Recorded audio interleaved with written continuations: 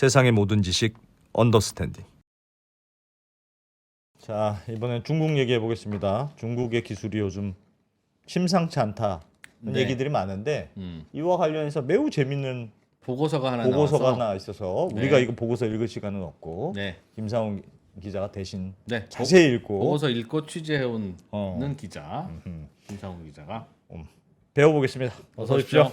네, 안녕하세요. 김상훈입니다. 무슨 네. 보고서길래 이렇게 뭐 사실 중국의 제조업, 그다음에 뭐 기술력이 되게 뭐 많이 따라왔다라는 얘기는 사실 이제 구문이잖아요. 맞아요. 뭐 전기차, 재생에너지 이런 거 세계 최고이기도 하고. 음. 근데 오늘 드릴 말씀은 중국이 장악한 게 예를 들면 공급망. 그래서 사실 중국의 중간재, 그다음에 원재료, 히토류, 연구자석 이런 게 없으면 우리가 물건을 만들지 못한다. 그래서 최근에 히토류 연구자석 때문에 히토류가 수출 통제가 돼서 이제 공장들이 멈춘다 이런 기사들이 많이 나오는데, 예. 근데 이게 그 뭐랄까 중국의 기술력도 굉장히 높은 수준에 올라섰다라고 하는 보고서가 있길래 제가 조금 준비를 해 왔는데요. 예. 이렇게 단순히 중국의 기술력이 높아졌다 이 정도 수준이 아니라 거의 미국, 우리가 생각하는 기술 패권국이 사실 미국이잖아요. 거기에 가까이 다가설 만큼 중국의 기술력이 굉장히 많이 발전을 했다라는 얘기를 조금 드릴 겁니다. 예. 뭐 새 정부가 들어서기도 했고 이런 상황들을 조금 객관적으로 알아야 이제 새 정부의 산업 정책도 조금 좋은 게 나오지 않을까라는 바람에 준비를 하기는 했는데, 네. 일단 보고서를 먼저 보여드리면 이게 대외경제정책연구소에서 나온 지난 2일에 나온 보고서입니다. 제목이 중국 혁신 역량의 장기 동향과 시사점, 그리고 글로벌 특허 네트워크 분석을 중심으로. 제목만 봤으면 잘 안 봤을 것 같은. 그래서 실제로 언론사에서도 아무데도 다루지 않았더라고요. 매우 드라이한 제목에. 네, 예. 근데 저는 사실 개인적으로 이 보고서가 굉장히 충격적이었다라고 하는 게, 사실 예. 우리들 흔히 생각하는 중국의 제조업의 강점이라고 하는 건 가성비잖아요. 뭐 전기차, 배터리 이런 것들 잘 만들기는 하지만 어떻게 보면 원천 기술 같은 경우에 미국, 일본, 그다음에 독일 이런 것들에서 가져다가 굉장히 싸게 잘 만든다. 네. 이렇게 알고 있었는데 요 그래프를 한번 보시면 이게 우리가 생각하는 중국의 위치입니다. 이 그림이 굉장히 중요한데 예. 이게 특허 네트워크라고 하는 거예요. 이게 뭐냐면 이게 특정 국가의 특정 기술, 특허 기술을 놓고 봤을 때 이게 해외의 다른 특허를 통해서 인용을 해서 만든 특허이고, 혹은 이 특허가 다른 나라의 특허에 인용이 되냐 안 되느냐 이런 걸 따져가지고 각 나라의 기술들의 어떤 그 분류를 해본 겁니다. 그래서 보시면 이게 4분면으로 나눠 있잖아요. 이게 Y축이 그거예요.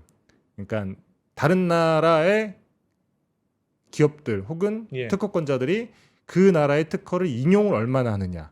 그래서 우리나라, 일본, 독일, 영국, 미국, 중국 이렇게 기술이 조금 그래도 발전했다라고 하는 6나라를 평균을 내봤더니 위로 올라갈수록 다른 나라에서 기술을 많이 쓴 거. 맞습니다. 이게 평균치가 1x입니다. 그래서 대부분의 6나라의 평균치가 1x 정도가 되는데, 네. 그래서 이 위로 올라가게 되면 더 많이 인용을 하는 거고, 이 밑으로 내려가면 덜 인용을 하는 거죠. 다른 나라에서 그 나라 기술을 얼마나 많이 쓰느냐. 맞습니다. 그리고 그리고 파란 건 뭐예요? 왼쪽 이- 위에가 파란 이- 게 맞네요. 이거는 설명을 드릴게요. 이 X축을 먼저 설명을 드리자면, 요거는 그 특허를 다른 데서 인용을 했느냐 아니면 자기 나라에서 만든 특허인 거냐. 이 의존형 요 두 개를 놓고 봤을 때, 예. 그래서 이게 4분면으로 나누면 이쪽이 의존 추격형이라고 하는 게 뭐냐면 우리 특허는 해외 기술을 인용을 해서 만든 특허이기도 하고 다른 나라에선 잘 인용도 하지 않더라. 그래서 보통은 의존 추격형. 이 뒤따라가는 맞습니다. 뒤따라가는 나라라고 생각을 하시면 돼요. 그다음에 기술 자립형은 그래도 우리나라 기술을 통해서 특허를 만들었기 때문에 많이 인용은 안 되더라도 그래도 우리나라 기술인 거야. 그래서 기술 자립형. 우리나라에서 만들었는데 우리나라만 써. 뭐 그렇죠. 네. 뭐 아주 쉽게 얘기를 하자면. 그리고 위에는 보시면 우리나라에서 만든 특허인데 다른 나라에서 인용을 굉장히 많이 해. 국제 표준이 점점 맞습니다. 많이 됐어요. 그래서 이쪽 안에 들어가는 것들을 기술 선도형 국가라고 하는 건데, 당연히 뭐 보시면 아시겠지만 이 파란색이 몰려 있는 곳들이 미국이에요. 미국이 파란색, 당연히 기술 선도형 국가였겠죠. 예. 빨간색이 중국입니다. 그래서 중국이 이렇게 이쪽 중국은 아래쪽에 분포가 돼 있어요. 의존해서 있거나 만들어서 혼자 쓰거나. 의존 추격형이었습니다. 2010년대만 하더라도. 네. 근데 한국도 뭐 비슷하게 이렇게 분포가 돼 있고, 예. 그 일본 같은 경우에도 조금 위로 올라갔지만 비슷하게 분포가 돼 있습니다. 이게 우리가 생각하는 상식이잖아요. 2020년까지. 2010년. 2010년. 딱 이랬는데 불과 10년이 지나면 이렇게 바뀌어요. 어?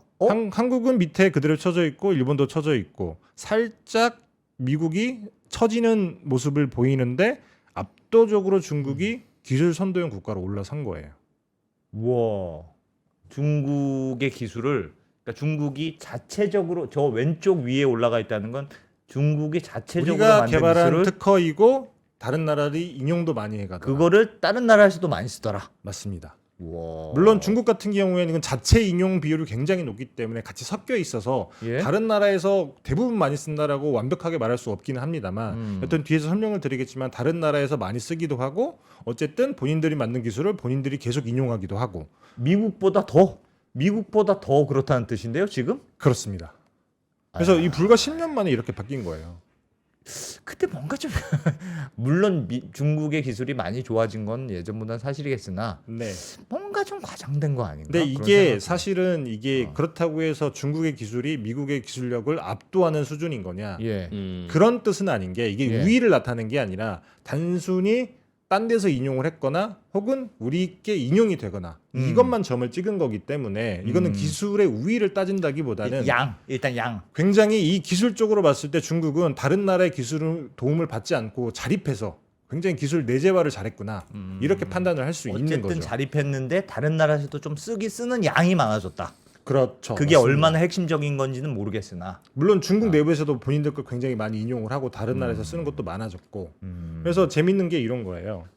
이게 한 20년간의 어떤 중국의 그 어떤 중심점 센터가 어떻게 변하는지를 보여주는 표인 건데 네. 여기 보시면 파란색이 미국이거든요. 미국은 중심점이 계속 이하에서 맴돕니다. 여기에서. 근데 중국은 20년 전에는 이 바닥에 있다가 꾸준히 올라서 지금 여기까지 올라와 있는 거죠. 예.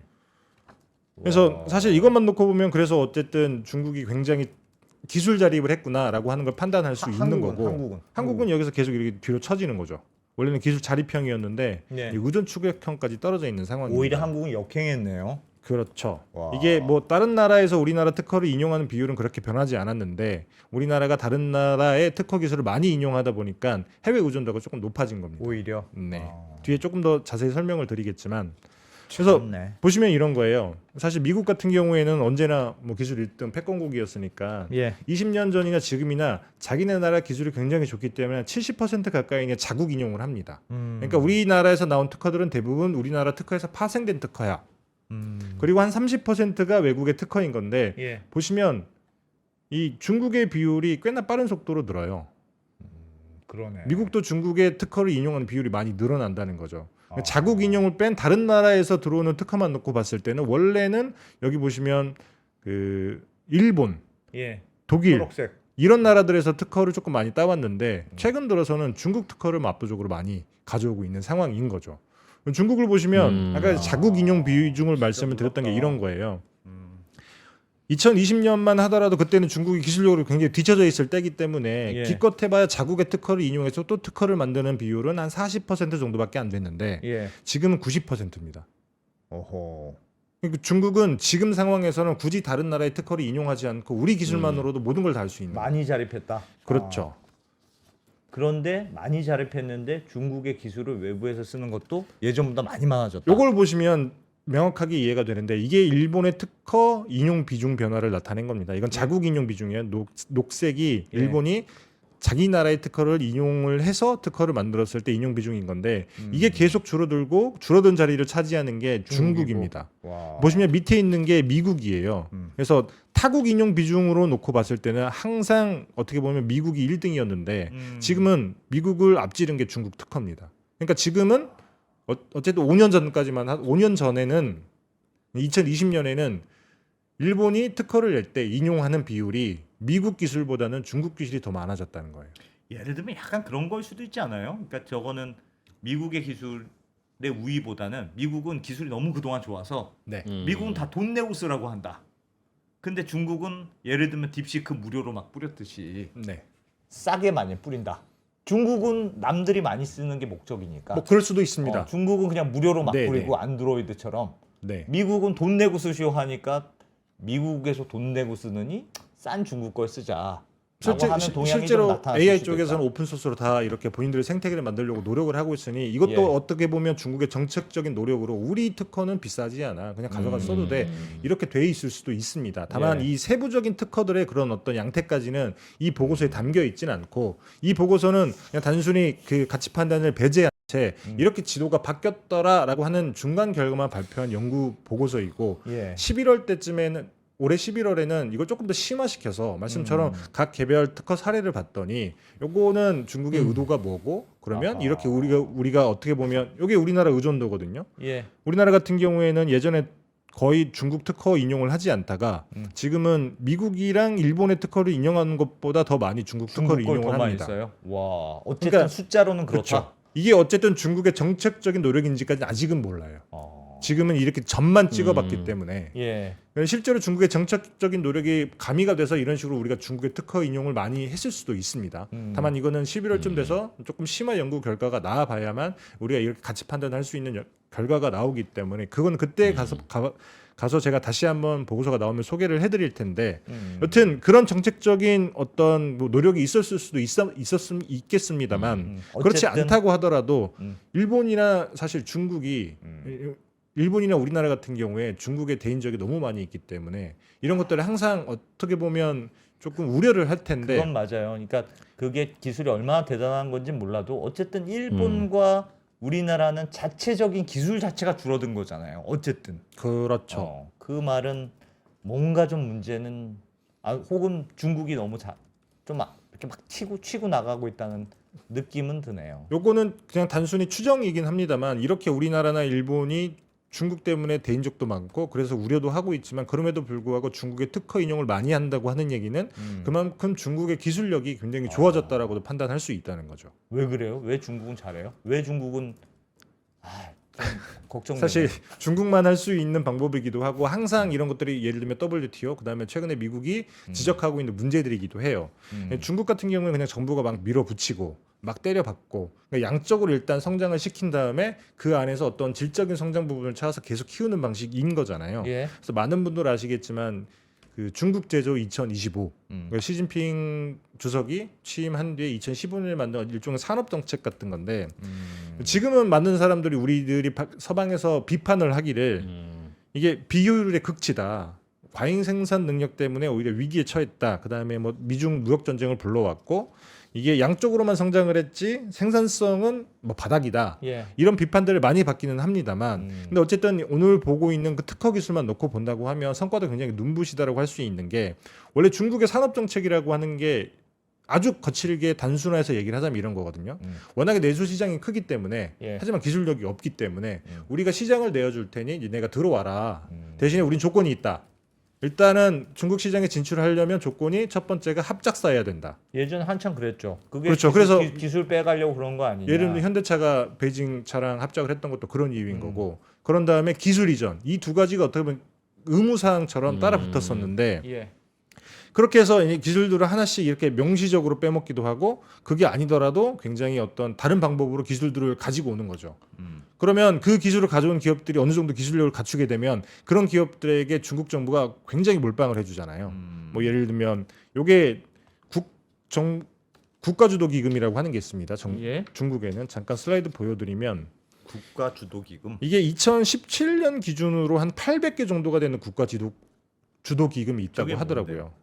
이게 말 그대로 정부가 돈을 태운 기금이에요. 예. 이 기금으로 각 기업들에게 그러니까 아까 말씀드렸던 중국 제조 2025라고 하는 데서 핵심 산업이다라고 찍은 한 10개 정도의 산업의 기업들에게 R&D 자금을 싸줍니다.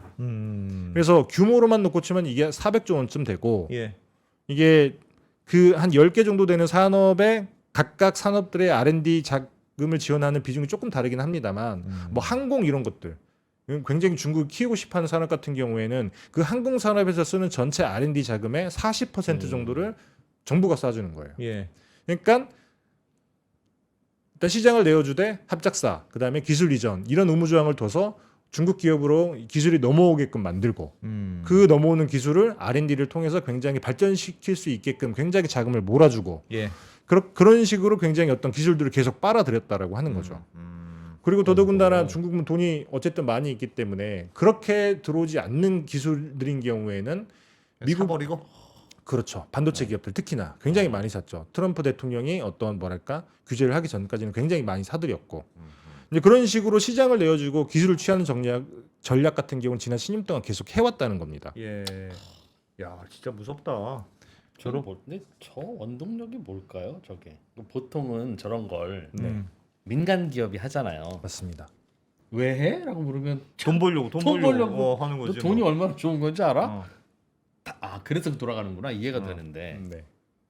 저거는 정부가 5개년 10개년 계획 세워가지고 하는 거잖아요. 그러니까 결국은 막판에 그리고 막 기술 독려하고 스터디하고 뭐 방향 잡고 하는 건 결국은 공무원이 할 거 아니겠습니까? 그렇죠. 굉장히 비율의 극치죠. 그래서 그러니까 저 공무원들의 인센티브가 뭐냐 그럼 그러니까 왜 공무원들은 저걸 열심히 할까? 민간 기업이 열심히 하는 건 이해가 되잖아요. 우리가 돈이고 승진이고 뭐 인센티브고 있으니까 중국 저거는 어떻게 움직여? 예전에 우리나라도 저 비슷하게 움직일 때가 있었죠. 권력의 핵심부로 조금이라도 다가가기 저건 위한 이제 게 아닐까 싶은데 님자 하려고 그러지 또. 닌자가 주로 이제 하잖아요. 근데 박통이 가서 점검하고 뭐 하면 하나씩 하라고 꽂아주고 하고. 뭐 이런 게 그 있었을 밑에 텐데. 잘 움직이는 뭐 오원철 이런 사람들 지금도 중국도 꽂아주는 게 많이 있겠지. 뭘까? 공무원의 비리는 많이 있을 거예요. 저도 뭐 그렇게 생각을 어, 합니다. 중국은 우리나라 옛날처럼 네. 공무원 중심의 국가 주도의 산업이지만 그 과정에서 음. 엄청나게 또 이렇게 콩고물은 먹긴 먹겠지. 어쨌든 그래도 방향은 있고 그걸 위해서 달려가긴 한다. 뭐 사실 중국 내부에 살아보지 않으면 중국 그 사회가 어떤 방식의 인센티브 체계로 이런 것들이 굴러가는지는 알 수 없기는 하죠. 우리가 이해도 잘 안 될 뿐더러. 그래서 사실 뭐 이런 것도 있기도 하지만 뭐 실제 뭐 사례 같은 걸로 말씀을 드리면 조금 더 쉬울 수도 있기도 한데 뭐 예를 들면 전기차. 예. 사실 테슬라가 중국에 단독으로 진출해 있거든요. 100% 자회사가. 네. 근데 테슬라 같은 경우에는 자동차 업계에서 유일하게 합작사, 기술 이전 이런 의무 조항을 없이. 예외 적용해 준. 어. 근데 2018년에 진출했으니까 그때만 하더라도 사실 생각을 해보면 중국의 전기차 산업이라고 하는 게 유럽보다 조금 뭐 뒤처진다 이런 수준이었을 거예요. 예. 제가 뭐 당시에 정확히 살펴보진 않았습니다만 당시에 어쨌든 전기차 시장이 유럽이 더 컸으니까. 근데 그때 당시에 어쨌든 유치를 했던 이유가 단독 자회사를 해줄게 아니면 사실 테슬라가 들어올 생각이 없었던 거겠죠. 예.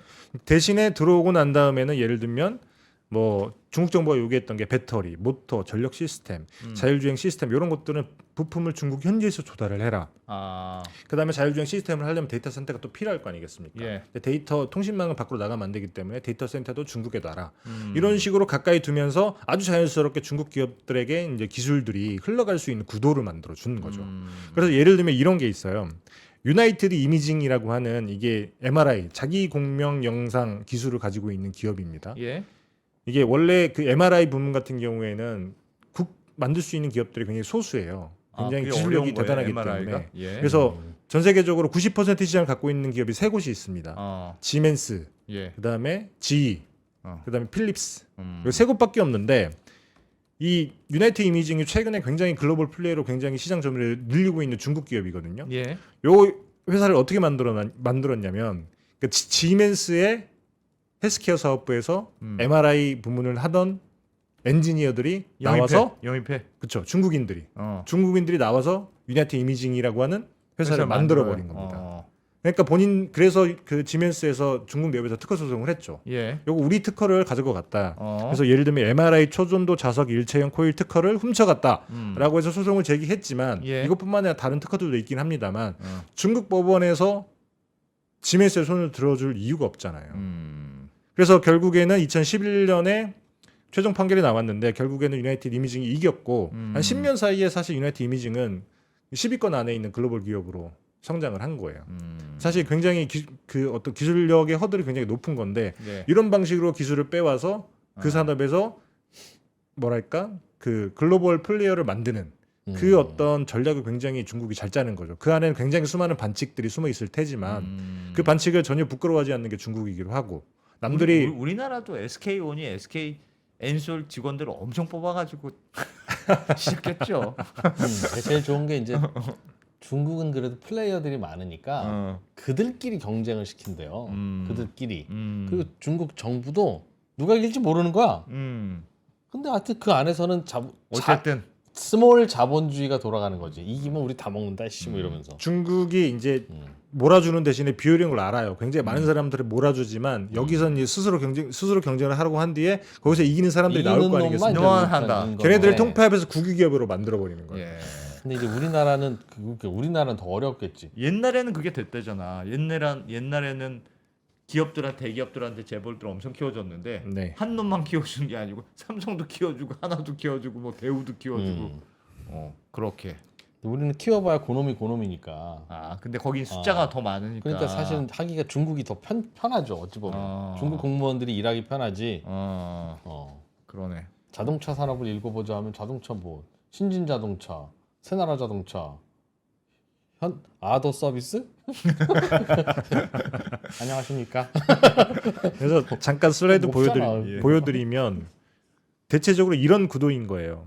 일단은 합작사, 그다음에 기술 이전 이런 전략을 써서 일단 기업들을 유치를 하면 네.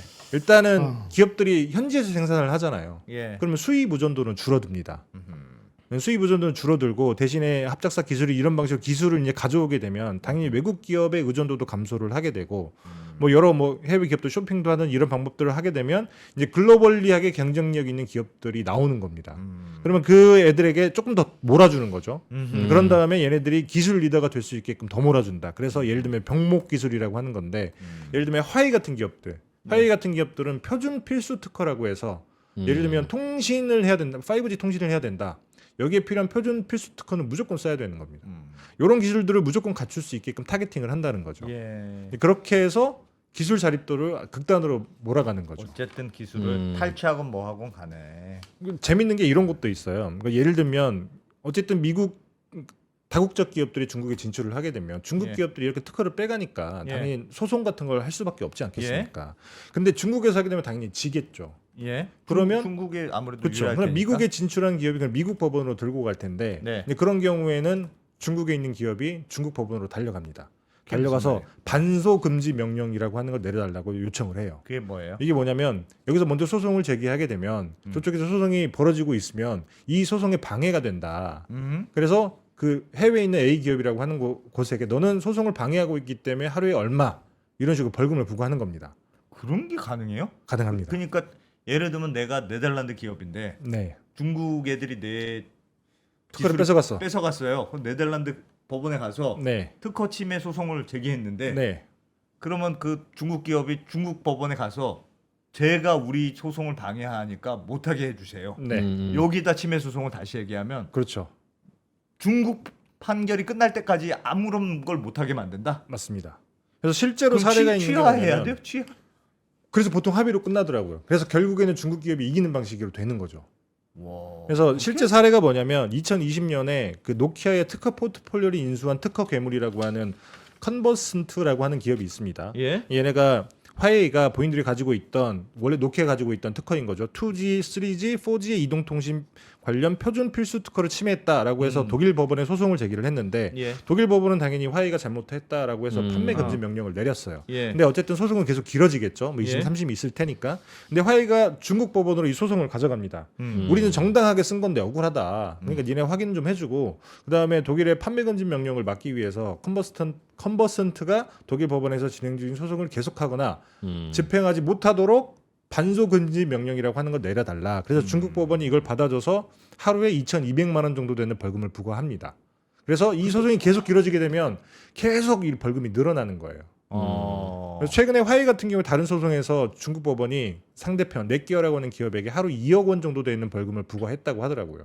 그렇다 보니까 이제 특허 소송을 하는 중국 기업이랑 특허 소송을 하는 기업들은 대부분이 화해를 하거나 결과적으로는 이제 중국 기업이 특허 소송에서 이기게 되는 결과를 가져오는 거예요. 야, 근데 보통 판결이 완전히 안 났으니까 가처분 소송에서 좀 홀드해 달라고는 많이 하는데 네. 그걸 한다고 벌금을 내라고 하는 거는 처음 봤는데요. 그래서 미국이 항상 스페셜 301 보고서라고 이게 뭐냐면 무역법 306조에 나와 있는 근거가 있는 건데 지적 재산권을 침해하는 국가들은 감시 대상국으로 분류를 해서 어떤 방식으로든 압박을 해라. 압박의 수단은 이러이러한 것들이다라고 하는 보고서거든요. 흔히 우리 환율 침해 환율 보고서랑 비슷한 겁니다. 예. 거기에서 항상 등장하는 게 이 중국의 반소 금지 명령입니다. 이건 너무 반칙이다. 근데 이제 그거를 서로 국제적으로 규율하고 집행하고 네. 강제할 방법이 옛날에는 WTO가 WTO가 있었는데 네. 미국이 그거 다 없어졌잖아요.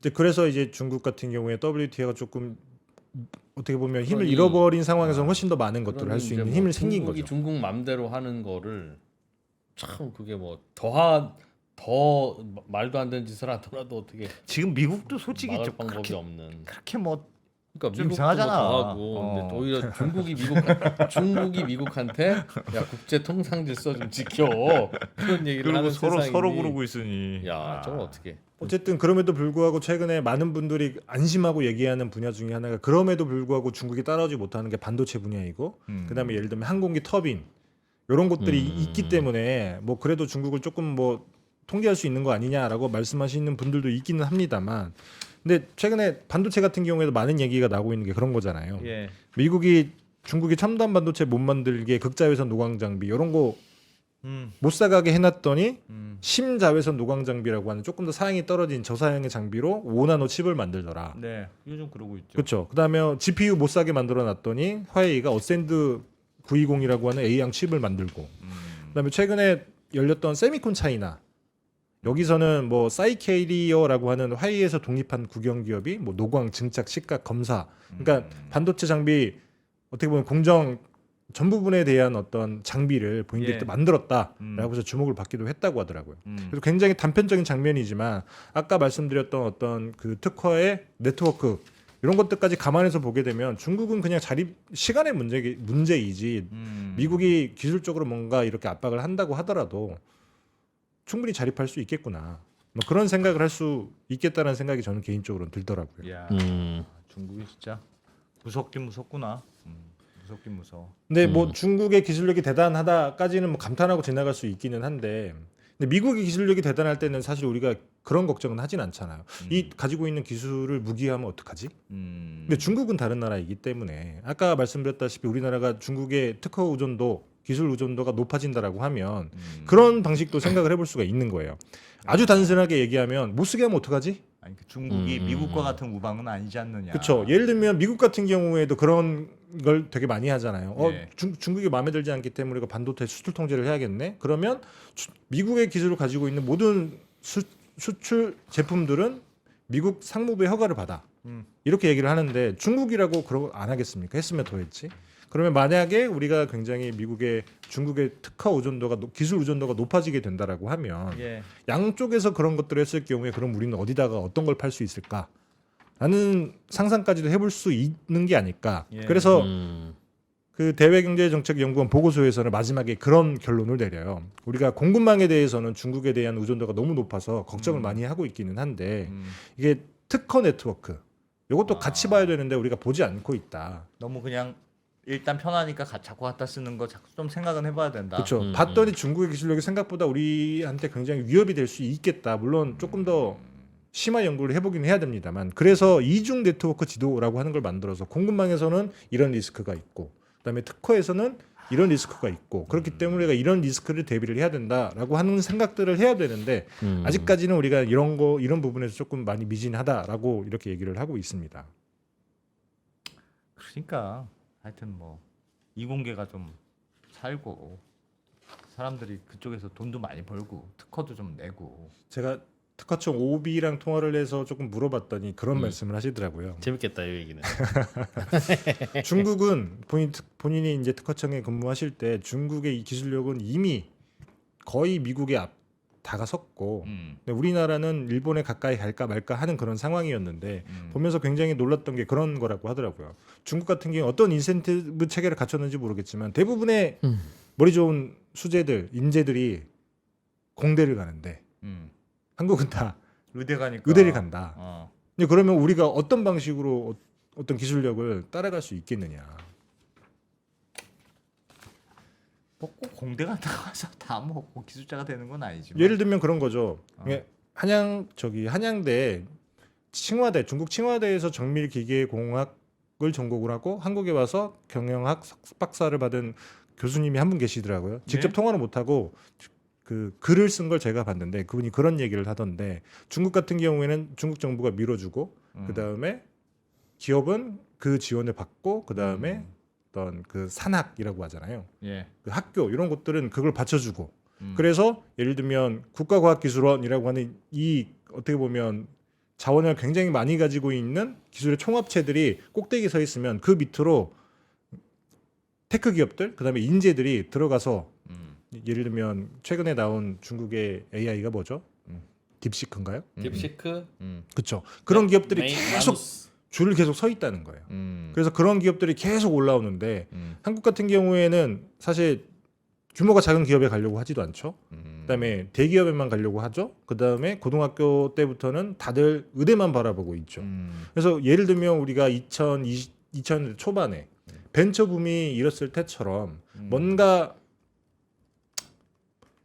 그래. 창업을 하고 혹은 기술을 발전시켜서 뭔가 내가 여기서 뭔가 큰 성공을 이뤄보겠다라고 하는 그런 문화 자체가 사라져 있기 때문에 그냥 뭐